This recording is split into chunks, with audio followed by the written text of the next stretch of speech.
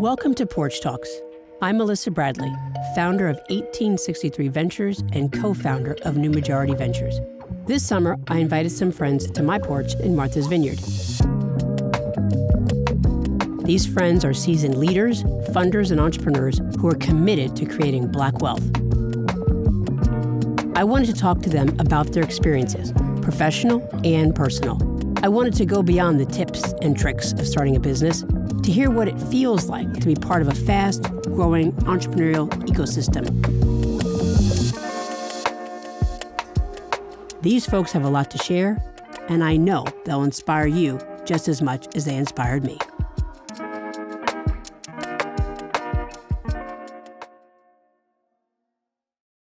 So I'm thrilled to have you on the porch, Derick. I've known you for a long time. Yes. You are the executive director for the Center for Black Innovation. Yes. You are a husband and a proud parent, and you are an amazing civic and community leader in Miami. That's how I know you. How would you like our listeners to know you? So I would agree with everything that you said.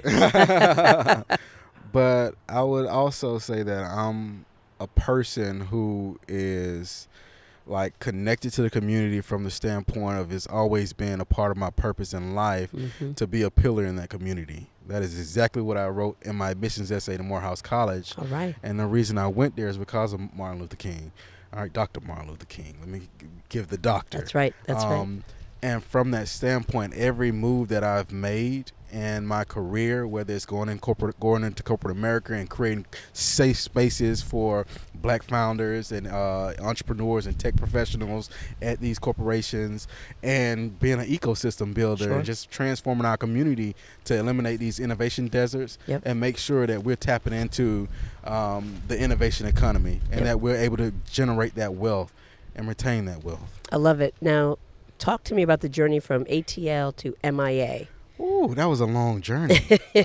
So from Atlanta, I went on to Target. I moved to Minneapolis. Oh, God bless you, brother. Were you there in the wintertime? Yes, How long? I was. Okay. I was there for a full year. Oh, wow. Okay. I couldn't last any longer. Okay, I know that's right. So I was there working in expense planning and analysis. Okay. So I was managing $250 million for assets protection. All right. Left there, and I got into experiential marketing. So I did product launches for Nintendo, the Sony Digital Reader. Nintendo was the Wii Fit. I don't know if you remember that from back in the day. I do. Did other product launches for like Verizon and phone companies. Okay. And me and Felicia, we got laid off from Nintendo, and we just took our experiential marketing abilities, and we created an organization called Feverish Popsicles. Feverish Popsicles. A gourmet popsicle company. Feeling hot, cool down with our popsicles. So whenever you're feeling feverish, we have you. Oh, I like that. Yes. And what were they? Were they like Mexican paletas? Oh. So they were vegan, all fruit popsicles. If they were cream based, we had coconut cream and rice milk in them. Everything had organic evaporated cane sugar. So we created this mini empire featured on Today's Show, the Cooking Channel. Most people don't. They knew us in Miami for popsicles. So when we started dealing with technology, they were like, "The popsicle people." Yeah. Wait, what do they know? Yeah. So what happened to the business? So we got funding. We got venture backed by DDR at the time, which was the largest outdoor mall company in the world. Yeah. So they invested like $1 million. And then we opened up in shops of Midtown. Okay. So we were the first Black-owned organization to open up in this major outdoor mall area. Wow. And over the years, like for that first year that we were working with them, my purpose was to get to profitability. Gotcha. But when we first opened up, I saw one of their staff members with a deck that I never saw before. Uh-oh. So I asked them about the deck. Were y'all in the deck? We were in the deck. The deck was totally about us. So they were telling us that, hey, we're in this for the long haul. But when I open up this deck, we plan to be out in 3 years. Oh, wow. So dealing with that, dealing with the friction that, okay, you're dealing with this major real estate organization that does not understand food. They only know real estate. Right. And they're calling you every day almost every hour on the hour To see how you're asking doing. questions to see how we're doing. How am I supposed to manage and run a business? That's right. So that led to us just liquidating everything. Wow. Right. So The feverish popsicles Yeah. melted. yes, it melted. So we were in business like 3 years prior to that. Okay. And as a result, we were like, hey, we But decided good to. call to know who not to work with. Correct. Yeah. And that's when we knew that we had to be careful with who we let in to our organizations, who we let in on our boards. Right. So if you look at our organization from the Center for Black Innovation, we have a closely held board, right? So people that we trust. Right. We don't have the big names. We don't have the CEOs, the VPs, and the directors at all these major corporations because we want to make sure that the vision for our organization is still coming from us. Yep. I love it. So from there, moved from Minneapolis to Florida, and that's how I got to Miami. That's interesting. Yes. Now, you mentioned Felicia. Who's Felicia? Felicia's my wife, my Yeah. better half. How long you been married? Man, we've been married since '09. Oh, it's a long time. Yeah, a long time. And how'd y'all meet? So, I'm going to tell you the truth. She tells you Oh, you know I'm going to check on you. fake brother. narratives, okay, right? Okay, All okay. That's version control. Okay, I Yes. can't wait. So, I met her actually in D.C. Oh, So, I was doing an internship at the Bureau of Labor Statistics. okay. I went to D.C. for training. She was doing an experiential marketing campaign from Walgreens, Oh, wow. and we met at Union Station. Wait a minute. Union Station is pretty daggone big. So how'd y'all meet in Union Station? So we were actually in the food court. So we were in the food court area, and she was coming down the escalator, Uh-oh. and she was eyeing me. So she came, and she sat facing me. I walked past her to the movie theater. Oh, I know and exactly. I I can see it now. I can see it. Yes. So I went to the movie theater. I saw the next showing, which was Fast and the Furious, Tokyo Drift, Lil Bow Wow. Mm-hmm. Came back, sat in front of her, started talking to her. She had her headphones in. She was like, who is this guy? But she took her headphones out. I asked her the movies, and then it was a wrap ever since. Wow. What's her version? So her version is that she wasn't staring at me. Oh. She blames it on the shirt. She said I had a bright pink shirt, Oh, but brother. no, I just had you remember those Ralph Lauren polos? Of course, yeah. With the pink and the navy blue. Mm-hmm. That's what I had on. Okay, so everybody saw you. Yeah, everybody saw me. Everybody Yes. saw you. Okay. Yes. All right. Now, you both have worked together, not just in Feverish Popsicles, but continue to this day. What is it like working with your wife on a business? It's great. Because she specializes in certain things and I specialize in the other, right? So it's a separation of church and state in the household. I shut down when I get home. She likes to continue to work. I was about to say, 'cause she'd be texting me like 11 o'clock at night. Oh, wait, hey, how about this? No. Okay. No, that's Okay. that's her thing. Okay. You know, unless it's pressing, right? Gotcha. And then I get it, but I have to like have my own space and Gotcha. I yeah. gotcha. So you mentioned you went to Morehouse. Yes. Morehouse being one of the preeminent HBCU colleges, specifically for men. What does it mean to be a Morehouse man? Oh, it means a lot. It means everything, right? Morehouse shaped me. Like it gave me the experience to communicate with other like minds, other extremely intelligent individuals. It exposed me to the diversity in the black population and black community. So you're walking on campus with princes and diplomat sons from Africa, the Caribbean, Sure. people who went to boarding schools, and I went to public schools. So just to have the communication and to be able to discuss and see how they analyze things, read books, and maneuver, right? Especially the social component. Sure. So to be able to adapt and to just cherry pick what I deem as like skills that I need to embody, and then to implement those in my interviews and into the hiring process and just training and inspiring other people and other youth. I love that you talked about the diversity within the black community, which I think most people do not acknowledge or even understand. What makes you unique?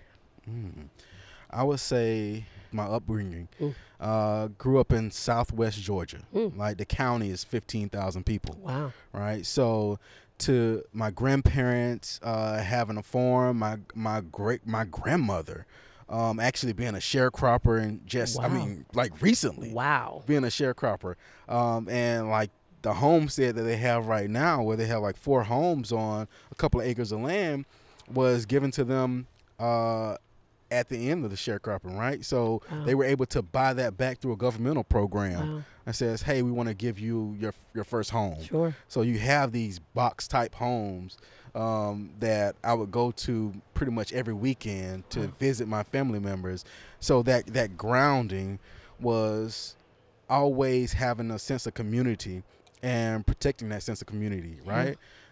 So that has always been like the source of me being a part of my communities and looking out for my communities from a tech standpoint, an ecosystem building standpoint. So my upbringing is who I am, and that is in the clay of Southwest Georgia. Wow. I have been to Southwest Georgia. How'd you like it? Well, I would say it was interesting because I think everybody knows Atlanta, right, or ATL. And I remember I was doing a project for Old Navy, and we were going around doing entrepreneurship training in the stores with young people during their summer employment. And I ended up going to Southwest Georgia, and I was going around, and somebody said, hey, can you pick up these kids to take them to work? And I was like, sure. And I was driving, and I saw their house, and we were coming back, and I got lost. And I was like, what's that? Is that a house? And they were like, oh, no, that's an outhouse. And I was like, an outhouse? I was like, oh, well, that's cool. Like, they kept the remnants. They were like, no, we still have outhouses. And I was like, whoa. Yes. And it just put it in perspective, right, that when we think about all these urban environments and high rises and all of technology, that there are still places that people actively live that are, you know, probably 100 years from history, but only a snap of a finger, like feels like 10 years. So that was, it was interesting. We're not as bad as West Virginia, but it's still there. That's true. Right. That is true. Yeah. That is so, true. I mean, people are still in shanties. Right. Like, and even when you go to larger cities and when you look at the homeless population, that's exactly how it looks in like a rural community. Except for they just have like wood planks, you know what I'm saying, to create some kind of structure.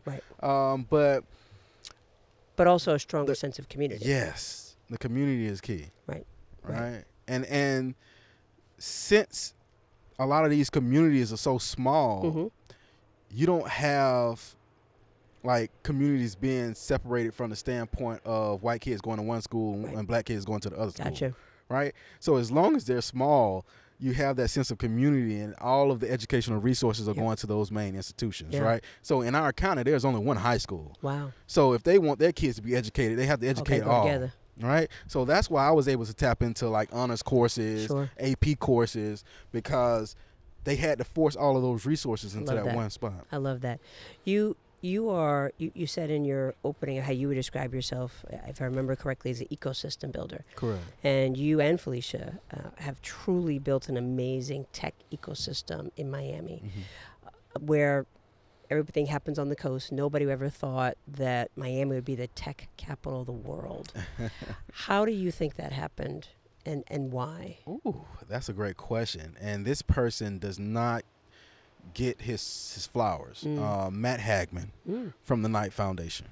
So when Matt Hagman was at the Knight Foundation, he was tasked, or he was given the opportunity to say, how would you direct the Knight Foundation if you could do anything that you want, if you could disperse those funds? And he did a tour around the United States, went to the Bay, he went to Waterloo, went to Boston. He's actually from Boston, to see these tech ecosystem. He was like, technology is the key. Right. Like, so we need to bring that to Miami. So he was fighting against the current. Like, there was no support besides the Knight Foundation, no governmental support. You had the mayor of Miami Beach saying that Miami Beach would never be a tech city. Wow. Well, who was wrong there? Hello. And so now he brought in, he actually stood up with his funding this Black Tech Week, which is our conference in Cold Fever, Miami. Through his support, we were able to bring Black Girls Code to Miami, and MD, which is the Miami-Dade Economic Advocacy Trust, which focuses on the black community. He was able to bring Endeavor. He was a major funder of Emerge Americas. So he brought all of these entities to Miami, and that driving force created the tech ecosystem that you see today in Miami. That's pretty amazing. When we talk about technology, what scares you about technology in our community? What scares me about technology in our community is the fact that if we don't participate in it and if we don't have ownership over it, we will be left behind. So technology is rapidly changing, right? So we need to understand the blockchain. We need to understand cryptocurrencies. We need to understand how that affects the financial institutions. We need to put our money into those areas. We need to train up our youth to be active participants and builders of this technology. And the regulation from the standpoint of AI, there has to be some type of oversight because there's bias built into these systems, these algorithms.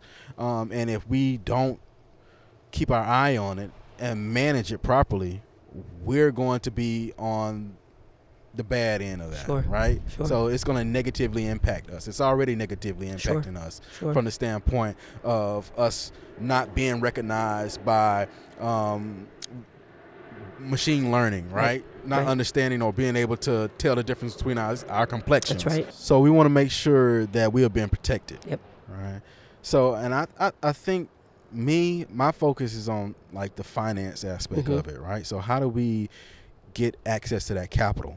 How do we make sure that it's equitable? And that we understand these new systems so that we can better participate in it and take advantage of it. You've done a lot. What is your proudest personal moment? Putting CBI, Black Tech Week, all that aside, what is Derick's proudest personal moment? I say there's two. My family. Family. Yes. Say more about my wife, my kids. Felicia, she's been a rock. Like, she supported me, I've supported her. So it's like we're a unit, we're a team. And we've built everything together, right? And we've created these two beings. Our daughter, Ori, she's 8. She's a firecracker. She's like a mom. She is. Yes. And my son, he'll be 4 Monday, the 22nd of August. And he is very active. He thinks he's a mountain climber. He likes to climb on everything. See? Risk taker. Yes, I like very, that. very much so. I like that. Yes. As you work to build communities, what are you most afraid of for your kids about the communities that we're all working to create? That there won't be community, right? There won't be a connectedness, like, within the community. Like, so when you come to a place like Martha's Vineyard, everyone speaks. Everyone says hello, good morning. Right. The head nod. Yes. Like, when you go back home to these big cities, no one communicates. Everybody's on their phone walking down the street. Exactly. So it's for me personally, it's culture shock, right? So I grew up in the South, in a small city, so everyone spoke to each other. That's right. Then when I go to Atlanta, and then I go to Minneapolis and Miami, no one speaks to each other. Well, not Minneapolis, because they're trying to get out the daggone cold. Right. They have the real polar bears up there. That's right. So when I come to Martha's Vineyard, it's like I'm back in that space. Like, so it's now I have to retrain myself to be speaking to everybody. Hello, how are you? Good morning. Right. So I think that sense of community is very important. Like, people need to have the ability to communicate with each other and not just like be violent towards each other. Like, when you have the road rage incidents and you have people just not being communal beings, right? We are communal beings. So when you shut that part of you down, you're actually like harming yourself. That's right. Right. So I think that is needed, and that I hope that it's still retained. So we have to create those spaces, and that's what Black Tech Week did. That's right. So Black Tech Week created that space where you would come, people get married. I mean, like, people would meet their better halves, and people would get access to funding. They would build those relationships because people would come into these spaces and they would let the guard down. They would be more open and receptive to communicating with you and actually opening up an ear to see if you have a viable idea and how do you best transform that idea so you can actually tap into the money. You talked about Black Tech Week. You sold it. Yes. I had the privilege. I had been in one in Miami. Had the privilege to go to one in Cincinnati. I was like, "Ooh, Cincinnati Black Tech Week." Don't think about that. What were you most excited about in terms of selling it? What were you most afraid of in selling it? Ooh, I was most excited about the people in which we sold it to, Brian and Candace Brackeen. Yes, another power couple. Yes, another power couple. So Brian Brackeen was the first black founder to actually sponsor Black Tech Week in 2015. Wow. Him and Candace met at Black Tech Week. I remember that. Yes.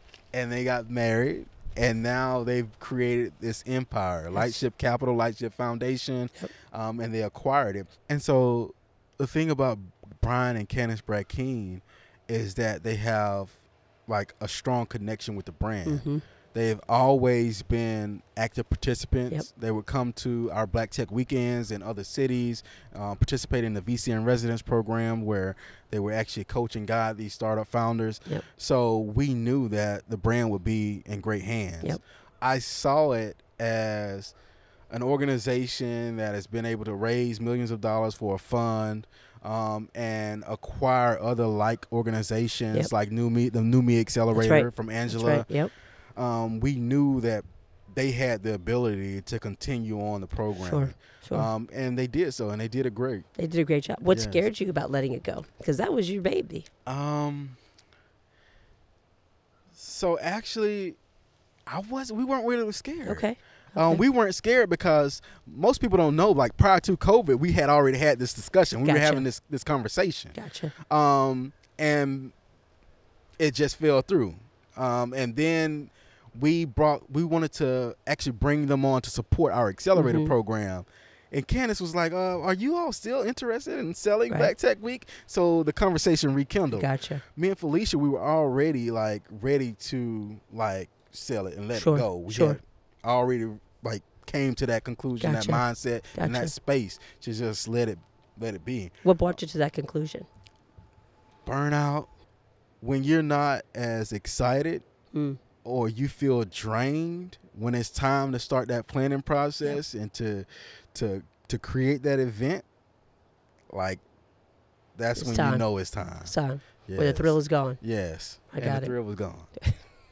Well, now you have a thrill with the Center for Black Innovation. Correct. What excites you about CBI? Oh, what excites me about CBI is like the double down on the VC in Residence program. Focusing on capital pathways, making sure that these capital pathways are equitable. So how do we build enough relationships with financial institutions, not-for-profit organizations that focus on building capital and building up venture capitalists, the next generation of VCs, and just connecting all those resources to support the startup founders who are coming through our accelerator program. You used a lot of words there. Yes. I know when I tell my mom a venture capitalist, she goes, I still don't know what you do, but as long as you can pay your bills. What does your family think you do, and how do you describe it to them? Wow. So some of my family members still think I run a popsicle business. They know you're selling something. You're selling something. Yes. The other family members, they don't know. Like, they don't understand it. And when I tell them that I help people raise money, I help people build great businesses. They're like, "Oh, okay. Can you help me start this barbershop?" Or it's like, yeah, but I'm focused on those that are tech enabled. Right. Do you think that you will ever go back to Southwest Georgia? Oh yes, I just bought 3 acres of lakefront property up there. Nice. What you gonna do? So we're gonna build a vacation house up there. Okay. Now we're looking for a farm. What you gonna do on the farm? So retreats. Okay. We're looking for. We looked at a couple of plantations, old plantations, like 40+ acres. Okay. All right, 40 acres and a mule. Yes. Okay. So that's the goal, to have that so that we can just do more intimate convenings. Gotcha. And just bring people and just reconnect to nature. Yeah. But that community is just, I think, a part of my purpose as well, right? So I got initiated into IFA. And what is that? So IFA is an African philosophy and spiritual practice, right? Out of Nigeria. Okay. It's an earth spiritual practice, right? So it's focused on Mother Nature, community, remembering your ancestors and calling them into being, right? Wow. And to protect you. So it's very communal. Like whenever you do rituals are part of community. Sure. They're healing events, all right? So they're healing mourning events. They are cleansing events, right? So my initiation into that